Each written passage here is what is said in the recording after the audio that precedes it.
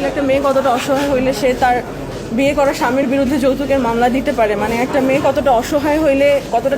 আলোচিত মডেল অভিনেত্রী সুপ্রভা মাহবুব বিনতে সানাই মাহবুব যৌতুক দাবির অভিযোগে তার স্বামী আবু সালেহ মুসার বিরুদ্ধে মামলা করেছেন। বুধবার ৬ আগস্ট ঢাকার আদালতে বাদী হয়ে সানাই মাহবুব এ মামলা করেন। সানাই মাহবুব বলেন, প্রতিনিয়ত সে আমার কাছে টাকা চাইতো, চাহিদা মাত্র টাকা না পেলে আমার ওপর শারীরিক ও মানসিক নির্যাতন চালাতো।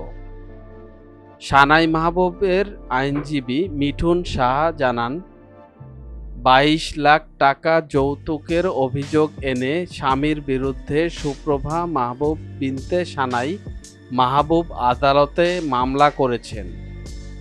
আদালত বাদীর জবানবন্দি গ্রহণ করে আসামিকে আদালতে হাজির হতে সমন জারি করেছেন। মামলায় অভিযোগ করা হয়, ২০২২ সালের ২৭শে মে আবু সালেহ মুসাকে বিয়ে করেন সানাই। বিয়ের সময় সানাই মাহবুবের পরিবারের পক্ষ থেকে বিভিন্ন আসবাবপত্র এবং ১৫ ভরি স্বর্ণ দেওয়া হয়। সানাই মাহবুব নিজের জমানো ১২ লাখ এবং বাবার কাছ থেকে ৭ লাখ, মোট ১৯ লাখ টাকা এনে দেন। ব্যক্তিগত ঋণ পরিশোধের জন্য স্ত্রীকে দেহ ব্যবসায় নামানোর জোর চেষ্টা করেন তিনি। পুনরায় আবু সালেহ মুসা ২২ লাখ টাকা যৌতুক দাবি করেন, তবে তা দিতে অস্বীকৃতি জানালে তার উপর শারীরিক ও মানসিক নির্যাতন করেন আসামি।